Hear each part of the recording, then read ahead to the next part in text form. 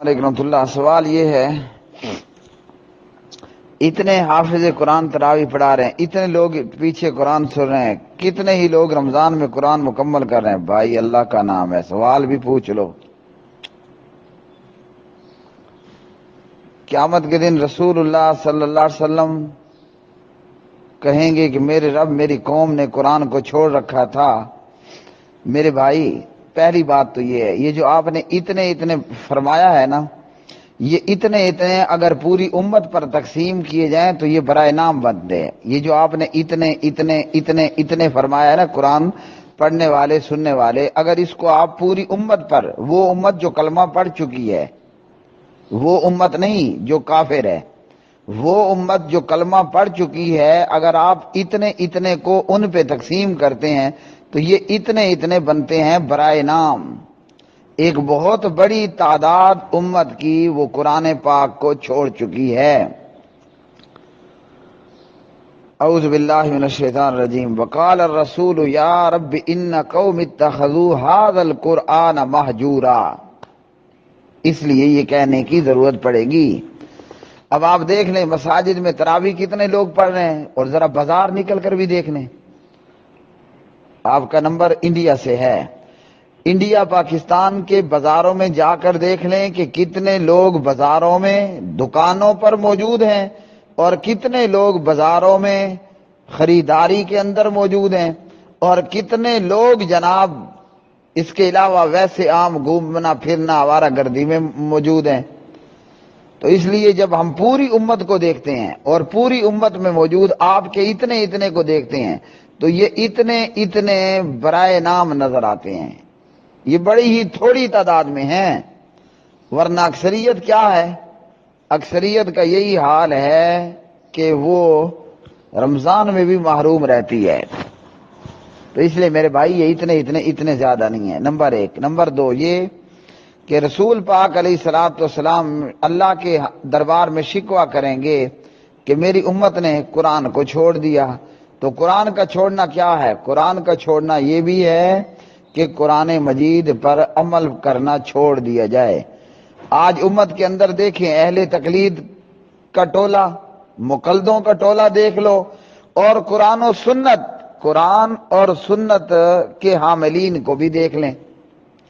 مقلدین ان کا ایک بہت بڑا جتھا ہے جو اپنے امام کے قول کو تو لے لیتے ہیں، مگر اللہ کے قرآن کو، جناب نبی علیہ الصلوۃ والسلام کے فرمان کو بالکل دیدہ دلیری کرتے ہوئے پس پوچھ ڈال دیتے ہیں۔ آپ کو سیمپل بھی تو چاہیے، سیمپل بھی دے دیتا ہوں۔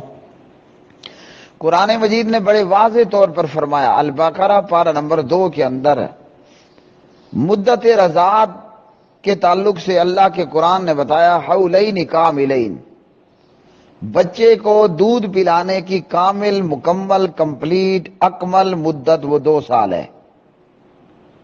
اگر کوئی رضاعت کی مدت پوری کرنا چاہے تو وہ 2 سال ہے۔ یہ ہے قرآن مجید۔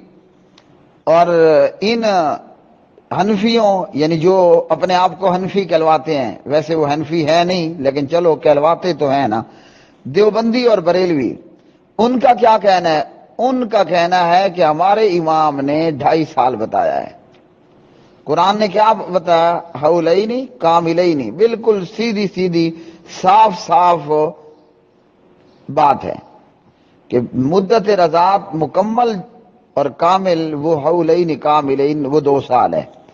یہ کہتے ہیں کہ جناب ہمارے امام کے نزدیک 2.5 سال ہے تو اس لیے یہ 2.5 سال ہے۔ اب بتائیے، یہ ہے نا کہ وقال الرسول یا رب ان قوم اتخذوا هذا القرآن مہجورا، پہلے ہی نمبر پر قرآن کو ہی چھوڑ دیا۔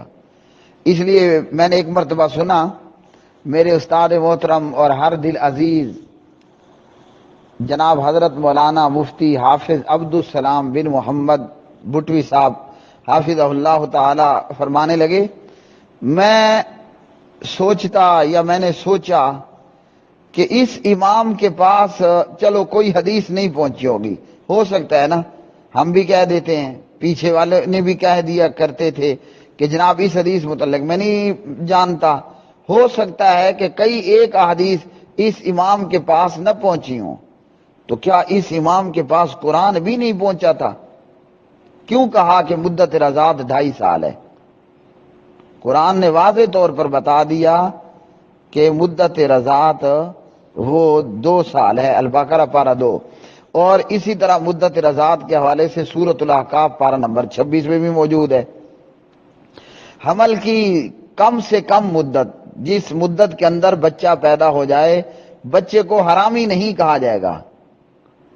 جس مدت کے اندر بچہ پیدا ہو جائے، بچے کو حرامی نہیں کہا جائے گا، وہ ہے 6 ماہ۔ اور اسی طرح اس کے ساتھ مزید جو ہے وہ 24 ماہ دودھ پلانے کے سورۃ الکہف نے سورۃ الاحقاف نے بتا دیے، پارہ نمبر 26 کی پہلی سورت الاحقاف۔ تو 24 ماہ ہو گئے دودھ پلانے کی مدت، اور آپ جانتے ہیں کہ 1 سال میں کتنے مہینے ہوتے ہیں؟ 12 مہینے ہوتے ہیں۔ تو 2 سال کے کتنے مہینے بن جائیں گے؟ 2 سال کے 24 مہینے بن جائیں گے، اور پیچھے بچ گئے 6۔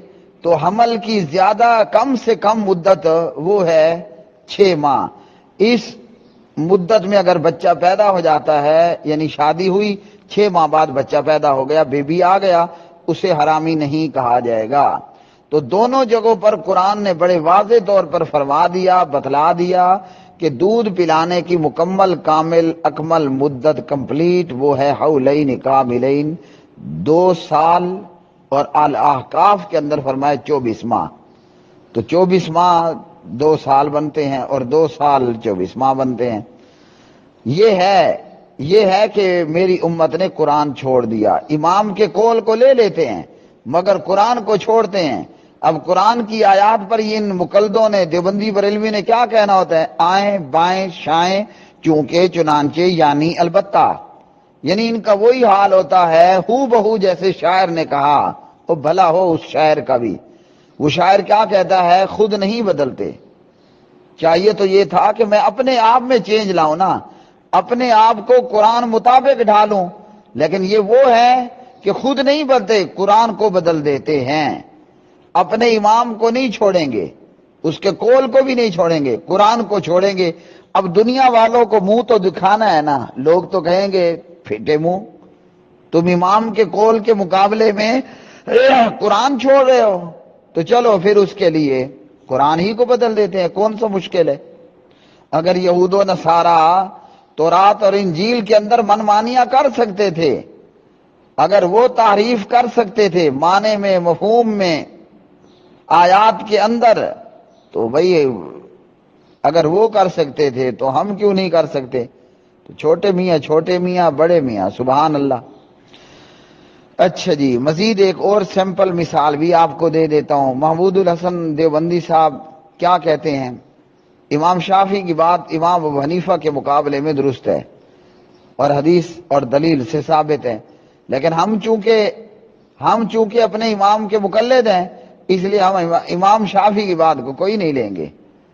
زکریہ صاحب فضائل اعمال میں لکھتے ہیں، صحابی کو تیروں پہ تیر لگتے رہے، وہ نماز پڑھتا رہا۔ اب یہ تو ہو گیا نبی علیہ الصلوۃ والسلام کا فرمان اور حدیث ہو گئی نا۔ اور یاد رکھیے، حدیث کو اختیار کرنے کا حکم بھی قرآن نے ہی دیا ہے۔ ما آتاکم الرسول فخذوہ وما نہاکم عنہ فانتہوا، رسول جو کچھ دے وہ لے لیا کرو، اور جس چیز سے روک دے اور منع کر دے اس سے رک جایا کرو۔ تو صحابی کو تیروں پہ تیر لگتے رہے، وہ نماز پڑھتا رہا۔ اب چاہیے تو یہ تھا نا، مجھے بھی اگر میرا خون بہہ رہا ہو تو میں بھی تو نماز پڑھتا رہوں۔ لیکن زکریہ صاحب کیا فرماتے ہیں؟ لکھتے ہیں ہمارے امام اعظم کے نزدیک وضو ٹوٹ جاتا ہے۔ یہ ہے وقال الرسول یا رب ان قوم اتخذوا ھذا القرآن مہجورا۔ ان مقلدوں کی ان حرکتوں کی وجہ سے رسول پاک علیہ الصلوۃ والسلام رب کے دربار میں یہ شکوہ کریں گے کہ میری امت نے، میری قوم نے قرآن کو چھوڑ دیا تھا۔ یہ اور اس طرح کی دیگر بہت ساری باتیں۔ ایک اور طرف بھی آ جائیے، وہ پہلو بھی نہ رہ جائے۔ اچھا جی، وہ کیا ہے؟ وہ یہ ہے میرے پیارے بھائی، آپ کا ہو جائے بھلا، کہ آج امت ABC 1 2 3 اس کو کتنا ٹائم دے رہی ہے مجھ سمیت، اور قال اللہ قال رسول صلی اللہ علیہ وسلم کو کتنا ٹائم دے رہی ہے۔ ہمارے بچے ABC میں کتنا وقت لگاتے ہیں، اس میں بھی شامل ہوں۔ ہمارے بچے ABC 1 2 3 پڑھنے میں کتنا ٹائم لگاتے ہیں، اور ہم ABC 1 2 3 جناب اس پر کتنا پیسہ خرچ کرتے ہیں، یہ آپ دیکھ لیں۔ ابھی دودھ کا دودھ اور پانی کا پانی ہو جاتا ہے کہ جناب ایک وہ وقت تھا کہ صحابہ کرام رضوان اللہ علیہ مجمعین نہ کھانے کو ہے نہ پینے کو ہے، بھوک سے حضرت ابو ہریرہ رضی اللہ تعالی عنہ کمر سیدھی نہیں کر سکتے ہیں، لیکن پڑے سارا دن جناب نبی علیہ الصلوۃ والسلام کے پاس ہیں۔ کیا مقصد ہے؟ مقصد اللہ کا قرآن پڑھنا ہے۔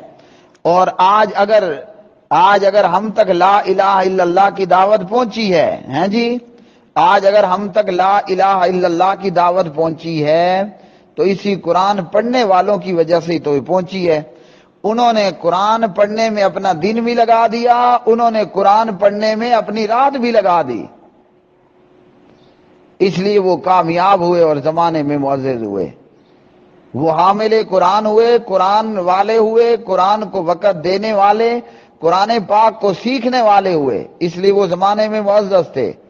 ہم نے قرآن چھوڑا، ہم سے شاید کہ آج کی دنیا میں ہم سے یعنی اس امت کلمہ پڑھنے والوں سے زیادہ شاید کہ کوئی ذلیل خوار نہ ہو۔ ہندو جیسا کمینہ کافر وہ بھی ہماری ٹکا بوٹی جناب بنائے جا رہا ہے، ہیں؟ ہندو جیسا کمینہ کافر جو کسی چیز کی بھی پوجا پاٹ کو نہیں چھوڑتا، یہاں تک کہ وہ انسانی شرمگاہ کو بھی پوجتے ہیں۔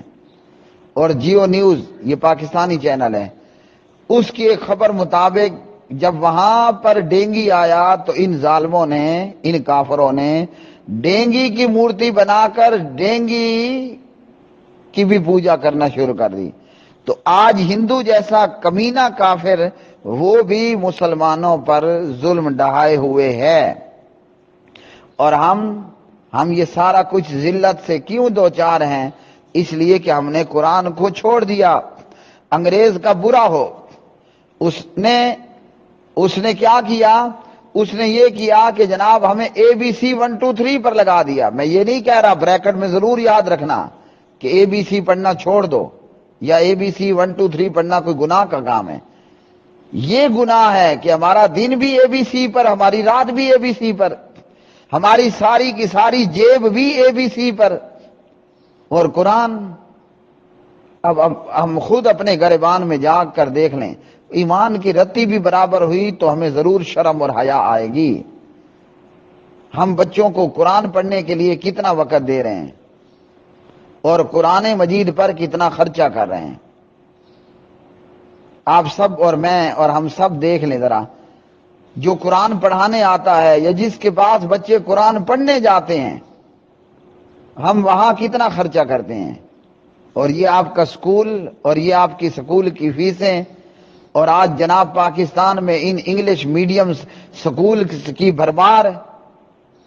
آپ اپنے گرد و پیش میں دیکھیں، آپ کو پکوڑے بیچنے والا ہیں جی، پنچر لگانے والا، جس کو علم کی ایک الف سے بھی آگاہی نہیں ہے، وہ بھی انگلش میڈیم سکولز بنا کر لاکھوں کروڑوں کما رہے ہیں، لاکھوں کروڑوں کمائے جا رہے ہیں۔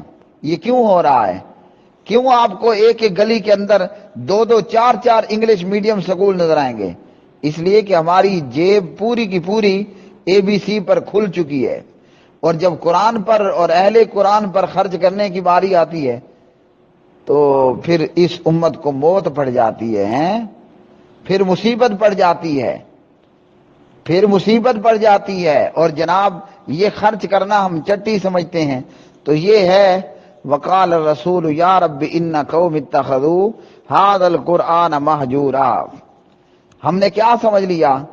ہم نے جناب اے بی سی پڑھنے والوں کو وہ پروٹوکول دیا کہ جی کیا کہنے، یہ پروفیسر ہے جناب، یہ تحصیلدار صاحب ہے، یہ فلاں صاحب ہے۔ اے بی سی کی قدر ہمارے دل میں قرآن سے بھی بڑھ کر ہو گئی ہے۔ اور قرآن پڑھنے والوں کو ظالم کیا کہتا ہے، اگر تیرے اندر عقل نام کی کوئی چیز ہوتی تو سائنسدان نہ ہوتا۔ اللہ کی قسم، میں عبد القدیر خان جیسے دنیا کے سارے سائنسدانوں کو اور پروفیسروں کو اور انجینئروں کو حافظ قرآن کے جوتے پہ قربان کر دوں۔ کیا مقام ہے قرآن والے کا، اور یہ مقام قیامت کے دن نہ پروفیسر کو ملے گا، نہ انجینئر کو ملے گا، نہ سائنسدان کو ملے گا، یہ صرف قرآن والے کو ملے گا کہ جناب حافظ جی، قاری جی، لو یہ قرآن پڑھتے جاؤ اور جنت کے درجات چڑھتے جاؤ۔ یہ قرآن پڑھنے والے کو مقام ملے گا۔ اور ہم نے کیا کہا؟ ہم نے کہا کہ جناب اگر اس میں عقل ہوتی نا تو یہ سائنسدان نہ ہوتا۔ تو قرآن جس نے پڑھ لیا اس سے بڑا عقل مند ماں نے جایا ہی نہیں ہے، پیدا ہی نہیں کیا ہے۔ اچھا جی، ایک اور طرف آ جاتے ہیں۔ قرآن مجید نے ہمیں کیا کہا ہے؟ ما لکم لا تقاتلون فی سبیل اللہ والمستضعفین من الرجال والنساء والولدان الذین یقولون ربنا اخرجنا من هذه القریۃ الظالم اہلها۔ یہ اللہ کا قرآن ہے۔ یہ قرآن مجید ہمیں بتا رہا ہے کہ تم کو کیا ہے کہ تم اللہ سبحانہ و تعالیٰ کی راہ میں لڑائی نہیں کرتے ہو، اللہ کی راہ میں لڑائی نہیں کرتے ہو۔ کیوں کرنی ہے لڑائی؟ کہ مظلوم لوگ پکار رہے ہیں، مظلوم لوگ دعائیاں دے رہے ہیں، مظلوم لوگ اللہ سبحانہ و تعالیٰ کو صدائیں لگا رہے ہیں، اور تمہیں کیا وجہ ہے کہ تم اللہ کی راہ میں ان کمزور مردوں، عورتوں اور ننھے بچوں کے چھٹکارے کے لیے جہاد نہ کرو، جو یوں دعائیں مانگ رہے ہیں کہ اے پروردگار، اے ہمارے رب، ان ظالموں کی بستی سے ہمیں نجات دے اور ہمارے لیے خود اپنے پاس سے حمایتی مقرر کر دے اور ہمارے لیے خاص اپنے پاس سے مددگار بنا۔ تو یہ ہے قرآن مجید۔ آج کشمیر کا حال ہم دیکھ لیں، آج دنیا کے دیگر خطوں میں موجود مسلم امہ کا ہم حال دیکھ لیں۔ کافر مسلمانوں کو ہر محاذ پر کچھ بھی مسلمانوں کا نہیں چھوڑ رہا، نہ عزت آبرو، نہ ایمان، نہ مسجد، نہ پیسہ، نہ دولت، نہ بہن، نہ بیٹی، نہ ماں، نہ بھائی۔ اور ہم جناب خرگوش اور کبوتر کی طرح آنکھیں بند کیے ہوئے اپنی مستی میں مست ہیں۔ تو میرے بھائی یہ ہے وقال الرسول یا رب ان قوم اتخذوا هذا القرآن مہجورا، اور رسول کہے گا اے میرے پروردگار، بے شک میری امت نے قرآن کو چھوڑ رکھا تھا۔ تو یہ قرآن کا چھوڑنا ہے۔ صرف قرآن کا پڑھ لینا یا تراویح میں سن لینا کافی نہیں ہے، ثواب ضرور اس پر آپ کو ملے گا۔ ایک حرف کی تلاوت پر 10 نیکیاں آپ کو پکی ہیں انشاءاللہ، لیکن یہ کوئی کافی نہیں ہے، یہ کوئی حل نہیں ہے۔ حل یہ ہے کہ قرآن کو پڑھ کر یہ تو سمجھے نا قرآن کہتا کیا ہے، قرآن کیا کہہ رہا ہے، کم از کم ہمیں علم تو ہو۔ تو ہم میاں مٹھو کی طرح قرآن پڑھ تو لیتے ہیں۔ آپ نے کئی اعلیٰ نسل کے طوطے دیکھے ہوں گے، جناب وہ پوری طرح جو بولی ان کو سکھاؤ وہ ٹیں ٹیں ٹیں کر کے وہی بولی بولے جا رہے ہوتے ہیں۔ تو پڑھ تو ہم لیتے ہیں، لیکن یہ حل نہیں ہے۔ حل یہ ہے کہ قرآن پڑھے تو ہمیں معلوم ہو ہم سے قرآن پاک نے کہا کیا ہے، جبکہ وہ ہم کرنے کو تیار نہیں ہوتے ہیں۔ وآخر دعوانا الحمدللہ۔